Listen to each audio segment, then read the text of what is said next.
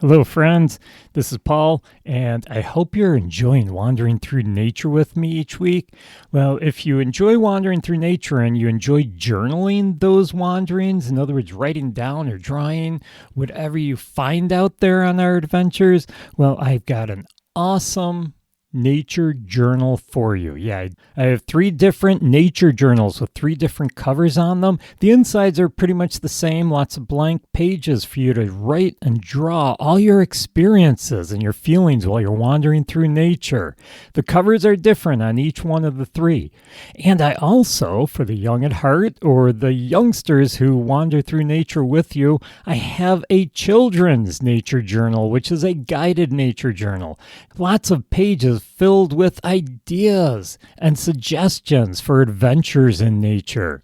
Maybe they want to go exploring nature at night, doing a bug night. Well, they can do that with my suggestions, and they can write everything down in their journal. And of course, I did leave some pages blank for the youngsters to actually fill them out. Where can you get these awesome journals? Well, they're available now on Amazon. Yeah, Amazon.com. Do a search for author Paul Farringer, and you'll find the Nature Wanderer journals. And I'm in the middle of creating some new ones, so keep an eye out and grab those journals while they're available. Have a great day and keep wandering through nature.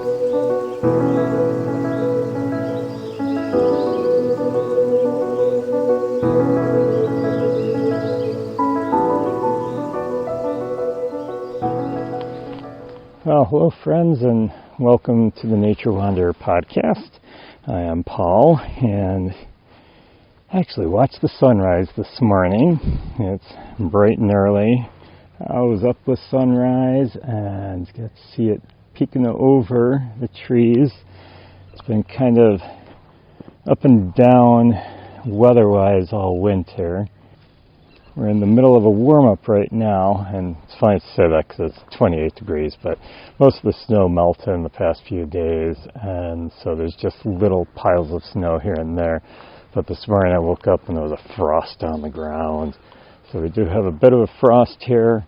The temperature is about 28 degrees. Sun came up about a half an hour ago. Like I said, I was out here and watched the sun come up. But I am actually out here this morning, this early in my front yard, and I am doing some winter bird banding. I opened the nets at sunrise, I should say, only one. So I opened my net at sunrise, and I'm just waiting for the birds. It's a quiet morning, nice and calm, no breeze. You can hear some blue jays. Just had a mourning dove caught in the net, but as soon as I walked out the door, he got himself out. They're such big birds, they don't get caught in the net very easily. So I want to talk a little bit about bird banding. Since there's no birds in the net, I want to head inside though, and I'll talk a little bit more about bird banding when I come back out to get birds out of the net. I don't want to stand here too much because then the birds don't come. So I'll be back with you in a second. So I've got a bird in the net now. It's a hairy woodpecker. As I'm approaching the net, I got to figure out what side he's on, which is usually pretty easy to tell. Oh, this guy's a recap. He's got a band on his leg, so he was banded previously. So let me explain what bird banding is in case you haven't heard any of my bird banding episodes. I am out here. And I do different bandings. This is winter banding. I just got the net. I'm trying to concentrate while I'm talking here. I got the net off of the bird's head. It's off his body. Now it's just stuck on his feet, so I got to get his netting off his feet. The pinch and pull, so you pinch his foot, pull on it. So anyhow, I do winter bird banding, which is what I do now. I'm doing now. This is just one net set up in my front yard. basically baiting the birds in with my bird feeders. But I also do, in the springtime, I do MAPS bird banding. I'm sure I'll do an episode on that. MAPS is monitoring avian productivity and survivorship. So all this is scientific research. It's not citizen science. I know I'm big on citizen science. I talk about that all the time. We have the bird out of the net. He's in a bag right now to just keep him calm and safe. But so this is not citizen science. This is real scientific work that I'm doing. I'm a licensed bander, what they consider a master bander. So I have all the training, I have proven myself, I have my licenses, both New York State and federal license to band birds. You can't just go set a net up in your yard and start banding birds. You have to actually have a license to do so. You have to have the experience, the knowledge. So that is what I'm doing, is I am gathering birds. I have a net set up. It's what we call a mist net, very fine, so the birds don't see it, and that way they fly into it. And then it's kind of tight on what we call the trommels, but in between, the netting is kind of loose. That way the bird kind of hits the netting and falls down into the trommel, and he'll be caught down in this little like bag, this sack. And that's why when I was walking up, it's like I had to figure out which side he was on, because it's hanging down in this loose net. And there's actually, the nets I use, 4 trommels, 4 sections to the net. So he was in one of the middle ones, and he fell down in.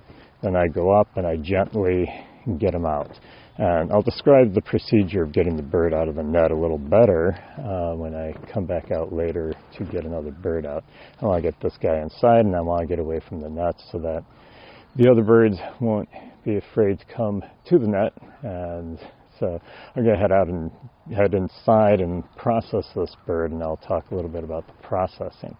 But bird banding is so that I am collecting data, and you'll hear what data I'm collecting in a few minutes here. But that data goes to the bird banding lab. The lab will take that information, they compile it, put it in the database, and they verify the information, make sure everything seems right. And then they hand it out to scientists as they need it. You know, so if someone's doing some research on different birds, and the lab itself does research as well. I'm not getting a lot of birds this morning because my net is a little frosty. So there's a little bit of frost on the net. The sun is out, so hoping it eats away at this frost pretty quick. And the birds can see the net a little bit because of the frost, so that's why I'm not catching a lot right now. But as the frost dies off, I will be able to get more birds because they won't be able to see it. Because it's a black net, very fine netting. So I'm going to head inside now and talk about the process of actually get a bunch of crows out here. I'll talk about the process of collecting the data on the bird.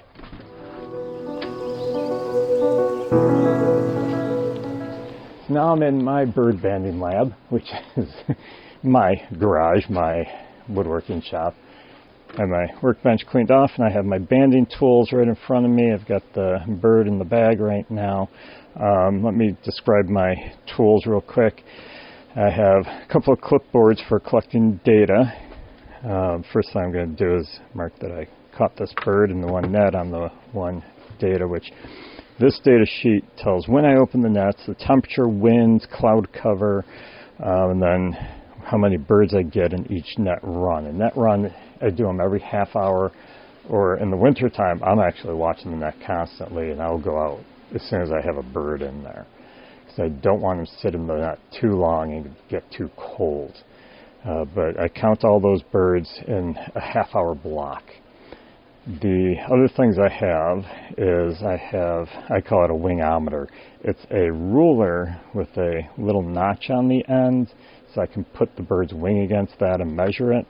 So it measures the wing, and then I have a caliper, And mine's a digital caliper. That's so I can measure the tarsus or the leg. I have 2 sets of banding pliers, and these pliers are to put the bands on the legs. I have a whole bunch of different size bands. I'll talk about those in a second. I have a scale that I use, and I have a nylon stocking with the scale because I have to put the bird in there to weigh them. And then I have my eyeballs. I have a magnifying headset so I can read the band better. So let's go through the process here. So I've got this bird in my bag. I'm reaching in the bag now very carefully so he doesn't just fly out. Like I said, this is a hairy woodpecker, already banded, but doesn't matter. I'm still going to process him because I did not band him this year. It would have been last year or maybe the year before. So first thing I do is I look at I go to the recap page. I have a different page for each band size. And today's date.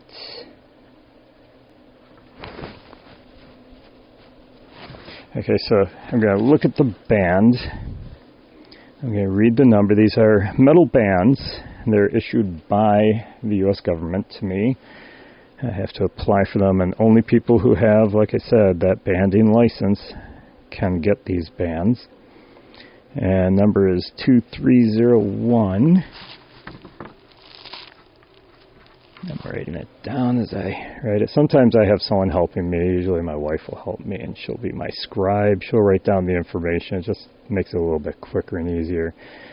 73243. 73243. And species. Like I said, this is a hairy woodpecker. Now there is an alpha code. Every bird has an alpha code. It's a 4-letter code that depicts the species. So hairy woodpecker is HAWO. So HAWO, first 2 letters of hairy, first 2 letters of woodpecker. Then I'm going to blow on the neck. So I've got what we call the bander's grip. I'm holding them between my first and middle finger, not including the thumb. So first and middle finger, I'm holding him around the neck with those 2 fingers, very loosely, but not too loosely where he flies off. So I have control of the bird. I can turn him in my hand and turn them over. And I just blew into his neck to see what the fat is. Different ratings, number ratings for the fat. We want to know how much fat this bird has on it. And it was very hollow in the neck area. There wasn't any pink at all. So the fat on this guy is a 0. And that's typical with a woodpecker. Skull, I do not do a skull on a woodpecker. Sometimes on most birds we will part the feathers on the back of the head, and we're trying to look at the skull. The skin is so thin on the top of the head that you can actually see the skull. And you're trying to tell whether it's full, whether it's, a partial skull. That means it's a young bird. The skull is still growing or solidifying. So we're looking at that. With woodpecker, you can't do it because their tongue is so long that they can get into these crevices in the trees to grab out the insects. So that long tongue, where's it going to go when it retracts back into the mouth? Well, it actually wraps around the back of the skull. So you can't see the skull because the tongue's in the way. So skull, I just put a dash through it because I can't do that. Sex is a male, and I know that because it's got the 2 red patches on the back of the head. Females don't have that. House sexed, plumage.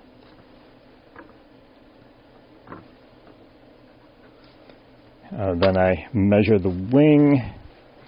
So I get my wingometer out, and I put the wrist of the bird up onto that notch on the end of the ruler, and I do a really loose. I don't want to flatten it out because then you get an inaccurate measurement. This guy's not holding his wing still. So it's 125 on the wing. The tail.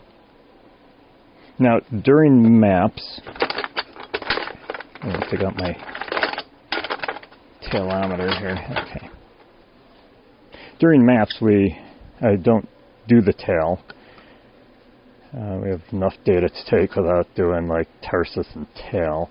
But during the winter band, I do a tail measurement. This is 76 centimeters. 76. Oh, sorry, millimeters, not centimeters. So 76 millimeters. And the tarsus, this is where I have the bander's grip and then I hold the foot in the same hand that I'm holding the neck, and I've got the calipers in my right hand, and I put the one end against the elbow of the bird, and I close it up onto a closed fist, and it's 24 millimeters. 24.0 millimeters. Status is 300, which means healthy bird, caught in the net, released when I'm done, of course. Put the date on here, 1-4. Capture time has to go on here, and this was during the 8:30 net run. And then I have to age the bird. So there's different methods for different birds. You're basically looking at the feathers, the shape of the feathers, and I'm using my magnifier for this. All of the dots on the wings are all lined up, so they're all one age. These are older feathers. I can tell by how wide and rounded they are. Look at the tail feathers as well, and very dark in color. So this is definitely an older bird. So I go and I put a 6 for the age because this is after second year. We don't know exactly how old, but we know it's at least older than a second year. How age, plumage, can't do it by skull. Sometimes you can do skull and plumage. And then the net, I only use one net during banding. No notes. It does have a section for notes. Just turn down my scale. I have the stocking on the scale when I turn it on, so we don't have to tear it, which means to get it set to 0. Now I put the stocking over my hand. I grab the bird with my right hand, stocking's on the hand, and then I pull it over the head and body of the bird. Now the bird can't move. He's inside the stocking. I place the stocking with the bird in it on the scale. I keep my hands over it just in case, but 72, hold still there, 72.5 grams. So the mass is 72.5. That is all the data I need. So as you can see, I got an age, I got the sex, I got a wing chord, I got the tail measurement, tarsus measurement, and how much the bird weighs. Now I'm going to take the bird. If he lets go of the stocking, woodpeckers, they just don't know when to let go.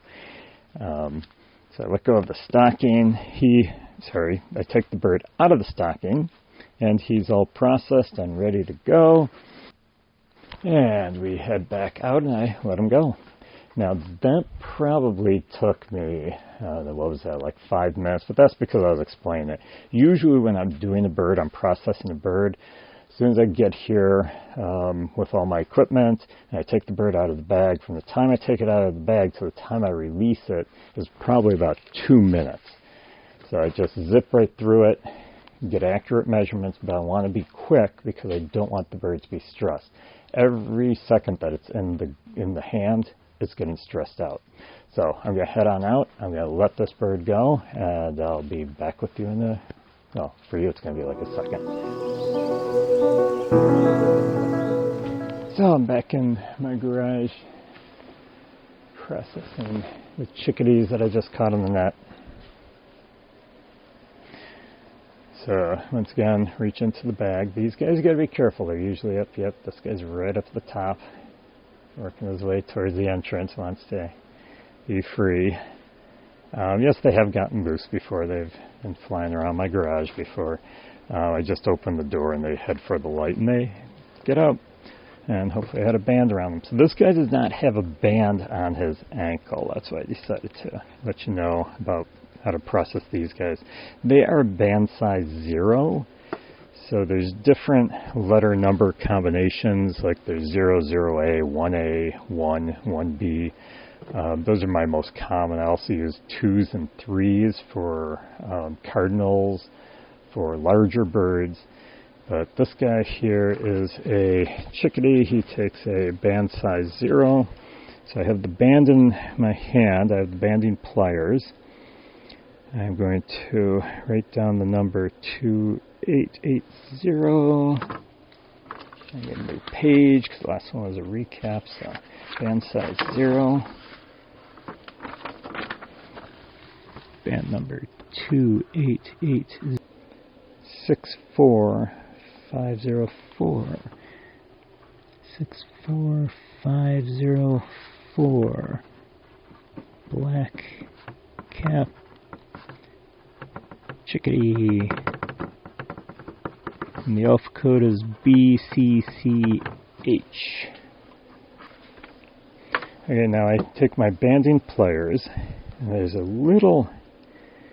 couple of little points coming out of the pliers on the side, and they help to spread the band apart. So I just spread the band apart. I put it in the tip of the pliers, and a special little hole in there the size of the band.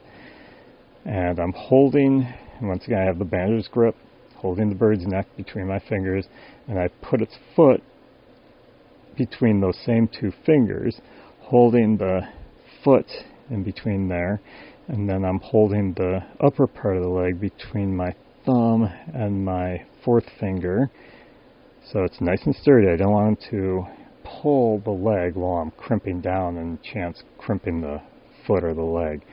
And I crimp the band together.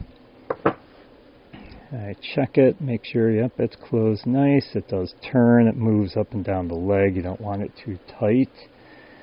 And then while I have my leg in my hands, I'm going to grab my calipers, the tarsometer as I call it, not an official name. Once again, I'm measuring the tarsus, and 16.7 millimeters. Write that down on my sheet. 16.7. And the fat, so I'm going to blow once again into his neck region. And this has a fat of 2, so there is some, it's still indented, but there is some pink in there. There is some coloration, so there is some fat in there. Now I'm going to the back of the neck, back of the head, and I'm parting the feathers apart,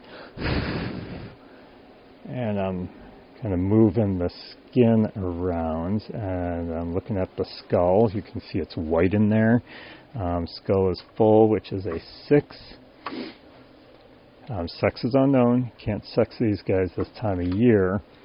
In the springtime when they're breeding, then I would be blowing on the entire belly. I'm looking for a brood patch. I'm looking for the cloacal protuberance, but this time of year they're not breeding, so I'm not looking for that. Instead, I'm looking just for the fat when I blow on the belly.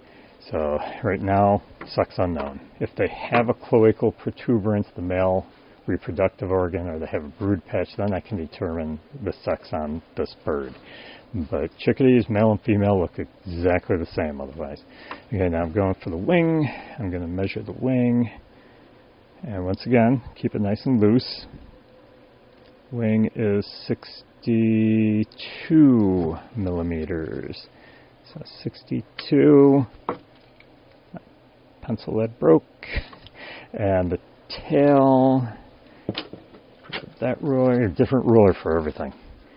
So the tail, I place it up in the feathers. So it's going right up and down the middle, what they call the deck feathers. Between the deck feathers, I have 58 millimeters for the tail. And I'm going to age the bird. So I have to look at the feathers. These guys are pretty easy. I've done so many of them, hundreds of chickadees I have processed. Okay, and the feathers are kind of wide, a little bit rounded, truncated on those feathers. Let's look at the tail. Yeah, tail feathers are pretty rounded. So this guy here, he looks like an older bird, so I'm going to put him as a 6 for the age. I'll age his plumage. And the last thing I need to do is to put in here his weight. So I turn the scale on. It's going to be torn already with the stocking. Stocking over my right hand. Grab the bird with my right hand. And then I pull the stocking over his head and body. So he is just laying on the scale now. And 10.7 grams. So 10.7 grams, I rate that in. And this guy is ready to be released. I'm just going to put him in the bag right now so I can process the other chickadee. Now, I'm going to do this full speed. So this is going to be without stopping for explanations, letting you know what's going on. I set that guy aside. So I'm grabbing the next bird. Because, like I said, you want to process them quick, get them back out as quick as possible. Reach in the bag, grab the bird, bander's grip, no band, grab a band.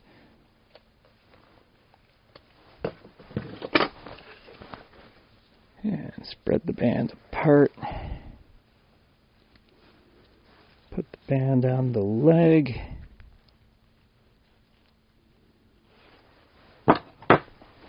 Check the band number. Since they should be in order, I only need the last three. 505.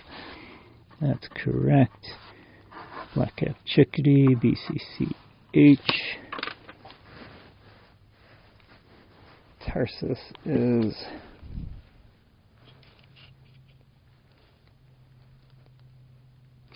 17.7. Status same, date same, time same, net same.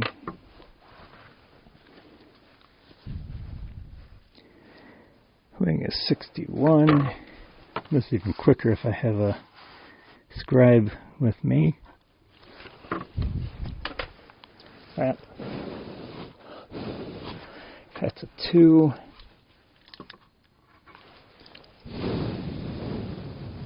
Skull's a 6. Age. Okay, all the feathers, tail feathers. Yep, older bird 6 on the age, sex unknown, mass.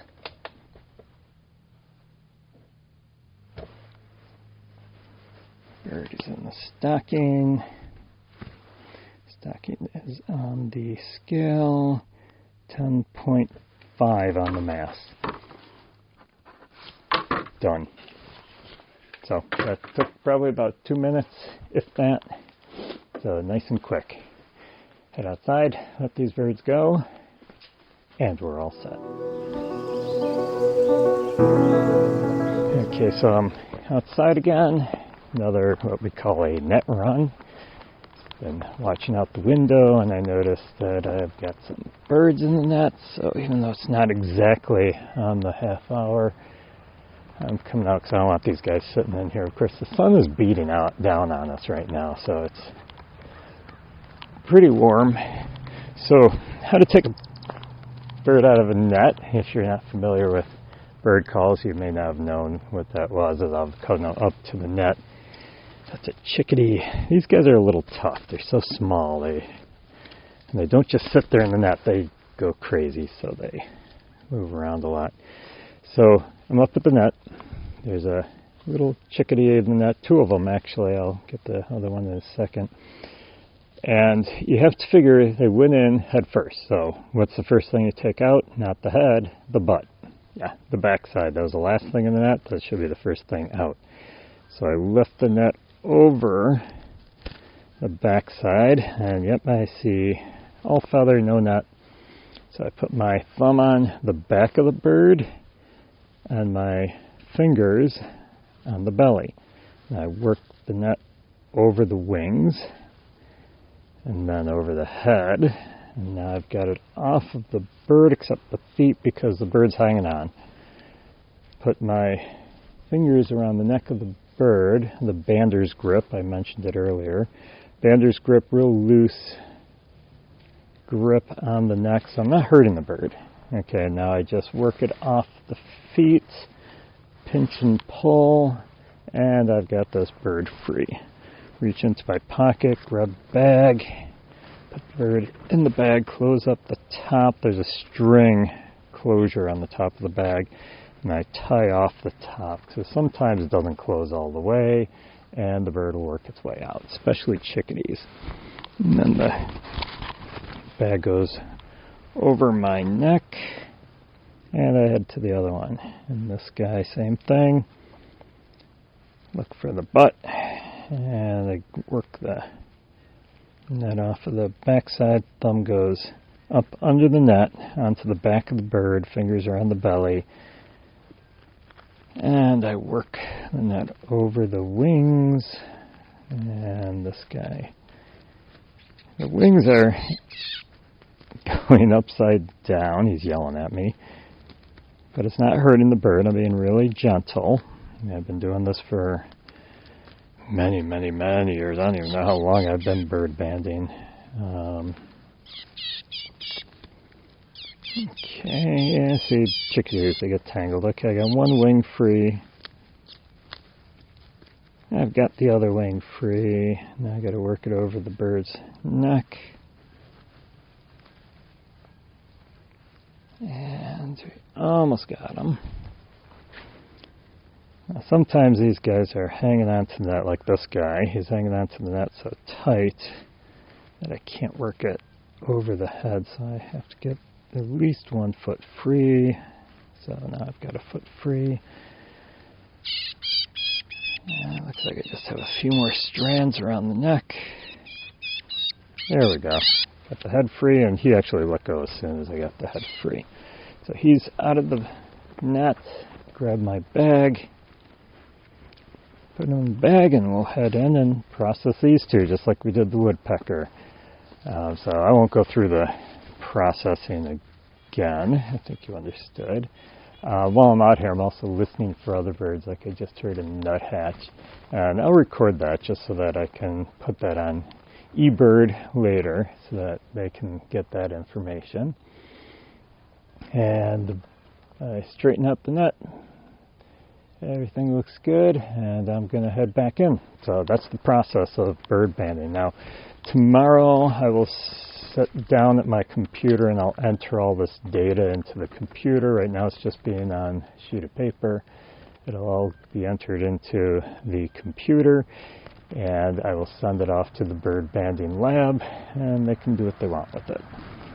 They will basically process it. Usually within a week or two, I will get an email back from the bird banding lab saying, well, we made these corrections, or these, are fine, all their data is fine, one way or the other, and then I can make the corrections if there are corrections. Usually it's minor things like, are you sure about this? It seems like the leg was a little long, so I may have transposed a number.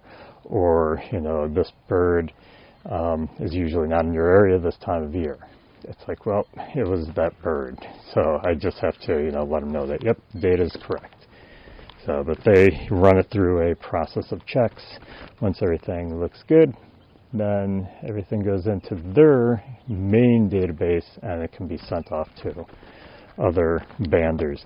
So that is the process of winter bird banding. I hope you enjoyed joining me for this fun adventure early in the morning. And I will do some other episodes on bird banding. Once we get into the spring, I'll do a maps bird banding. But be sure to like and subscribe and let your friends know. Bring your friends along to listen to the podcast. Go to the show notes, and I will have links in the show notes for supporting the podcast on the Ko-Fi page and purchasing merchandise, including the journals that I have out if you want to journal your adventures in nature. Blue jays are moving in. They usually don't get caught in my nets. Once in a while I'll get a blue jay. They're always fun. Oh, just had a red-bellied fly in.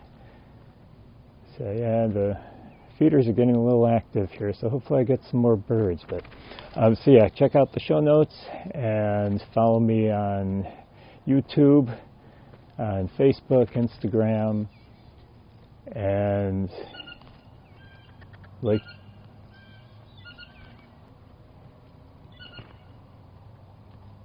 and above all, keep exploring the nature around you.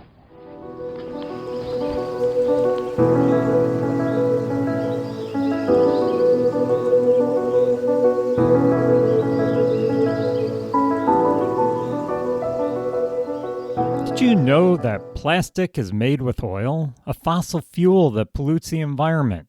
And did you know that only about 15% of all plastic is recycled into new products? Wouldn't it be awesome if we could live our lives without plastic so that we could stop harming the planet? Well, there's a company that wants to help you do just that.